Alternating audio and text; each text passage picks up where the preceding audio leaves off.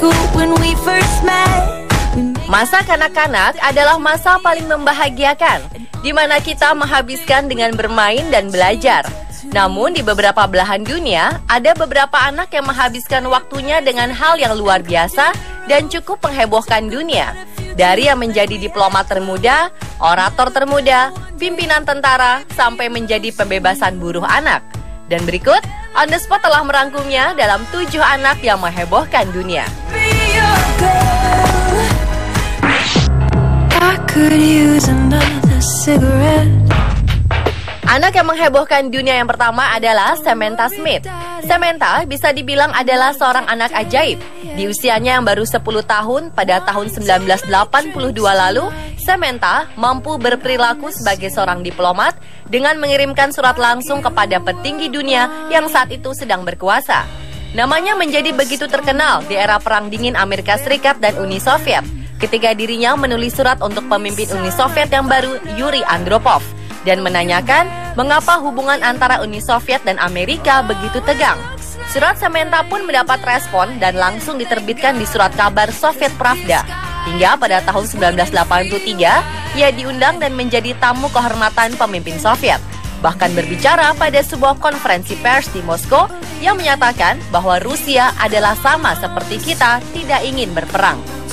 Setelah didaulat sebagai duta besar Amerika termuda dan menjadi pembicara di Simposium Internasional Anak-anak di Kobe, Jepang, pada tahun 1984, Samantha pun sempat membintangi film televisi Line Street dan menulis buku tentang lawatannya ke Soviet berjudul Journey to the Soviet Union. Namun sayang, pada tahun 1985, di saat berusia 13 tahun, Samantha tewas dalam sebuah kecelakaan pesawat. Kepergiannya ditangisi ribuan orang, meski perjuangan Samantha mewujudkan perdamaian dunia mendapat apresiasi beragam dari seluruh dunia.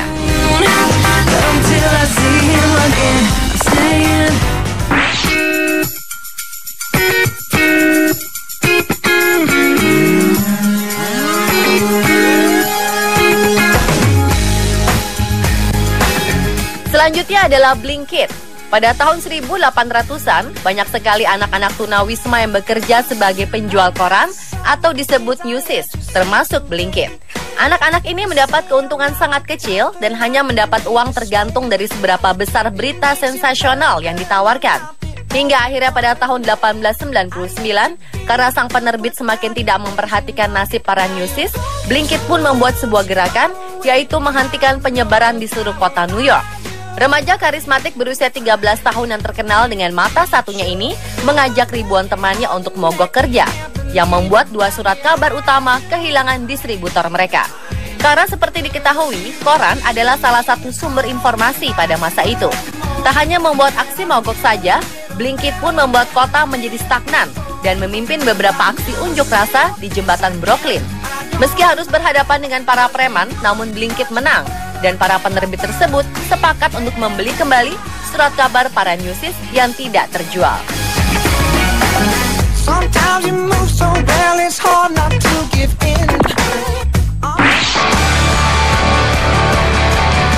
Sebuah pidato anak 12 tahun ternyata dapat menghebohkan dunia. Adalah Severn Suzuki yang sejak berusia 9 tahun bersama teman-temannya mendirikan Environmental Children's Organization atau ECHO. ECHO sendiri adalah sebuah kelompok kecil anak yang mendedikasikan diri untuk belajar dan mengajarkan pada anak lain mengenai masalah lingkungan, yang diundang untuk menghadiri konferensi lingkungan hidup PBB sekaligus berpidato di forum tersebut. Isi pidato dari Severn ini memang cukup beragam, mulai dari masalah lingkungan, pemanasan global, kelaparan, dan kemiskinan. Ia pun juga menyentil anggota PBB dengan kata-kata bahwa Anda sebagai orang tua dapat memberikan kenyamanan pada anak-anak mereka dengan mengatakan semuanya akan baik-baik saja. Kami melakukan yang terbaik yang dapat kami lakukan, dan ini bukanlah akhir dari segalanya. Sebelum menutup pidatonya, Severn pun menambahkan kata-kata yang mungkin sangat mengena, yaitu, kamu akan selalu dikenang karena perbuatanmu, bukan oleh kata-katamu. Apa yang disampaikan oleh seorang anak kecil berusia 12 tahun tersebut membuat ruang sidang PBB hening. Dan setelah pidato Severn selesai, para peserta sidang berdiri dan memberikan tepuk tangan yang meriah kepada Severn.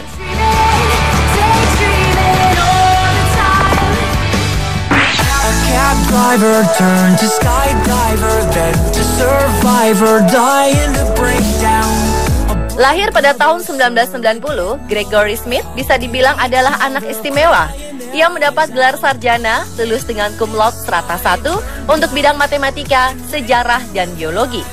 Usia 12 tahun, Gregory mendapat Nobel Perdamaian berkat usahanya dalam mendirikan International Youth Advocates, yaitu perkumpulan orang-orang muda di seluruh dunia yang bertujuan melindungi anak muda dari kekerasan dan menyediakan pelayanan edukasi yang baik dan kondisi penghidupan yang baik dan juga layak. Gregory juga menjadi co-chair World of Children Award yang bersanding dengan Muhammad Ali di organisasi tersebut. Mereka berdua mengingatkan bahwa dibutuhkan banyak orang untuk mendedikasikan hidupnya membantu anak-anak di seluruh dunia. Yang lebih luar biasa adalah Gregory dinominasikan sebanyak 3 kali sebagai calon penerima Nobel Perdamaian, yaitu pada tahun 2002, 2003, dan 2004. Gregory yang juga menghabiskan masa kecilnya dengan bermain, berencana melanjutkan studinya pada bidang riset biomedis, kedirgantaraan, dan hubungan internasional.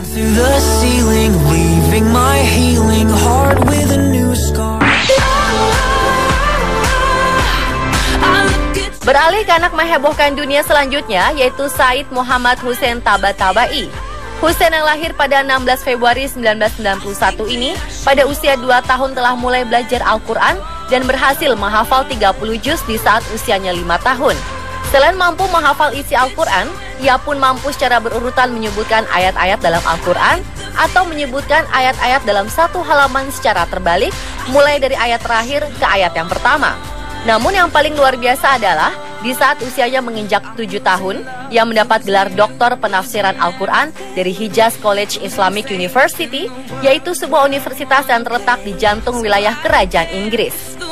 Setelah menjalani ujian selama 210 menit, Hussein pun berhasil mendapat nilai tertinggi, yaitu 93, sekaligus mendapat gelar doktor kehormatan dan menerima ijazah doktor honoris causa dalam bidang Science of the Retention of the Holy Quran pada tahun 1998 lalu.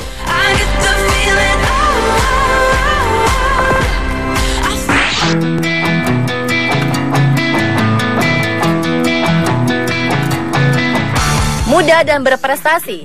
Dua kata itu sangat tepat menggambarkan sosok seorang gadis belia bernama Sinduja Rajamaran.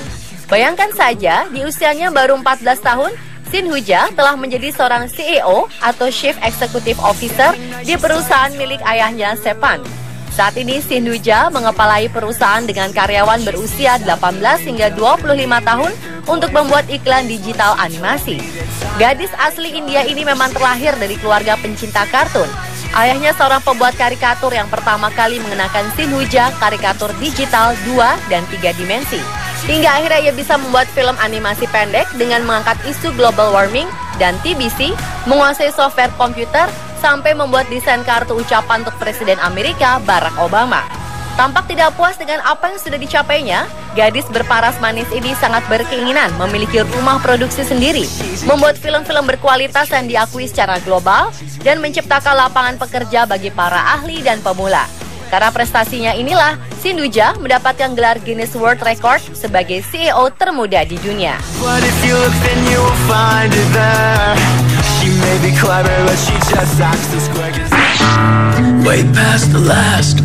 Dan anak menghebohkan dunia yang terakhir adalah Iqbal Masih, seorang anak yang lahir di Mudrik, sebuah desa kecil di luar Lahore, Pakistan pada tahun 1983. Akibat terbelit kesulitan ekonomi serta ditinggal pergi oleh ayahnya, sang ibu Inayat terpaksa menjual Iqbal sebagai budak kepada industri alat tenun karpet saat usianya baru 4 tahun.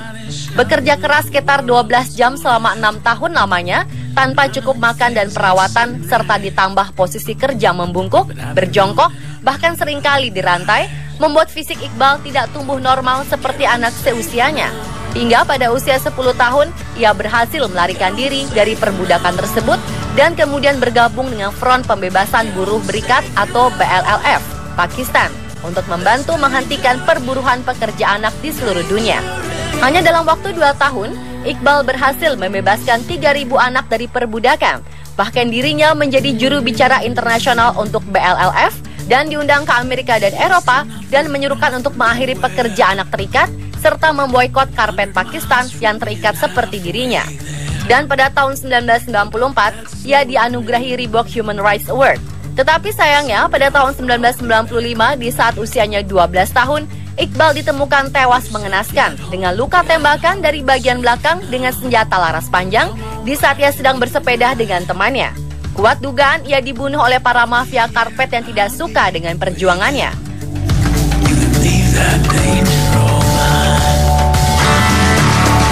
Pemirsa, itulah 7 anak yang menghebohkan dunia versi On The Spot.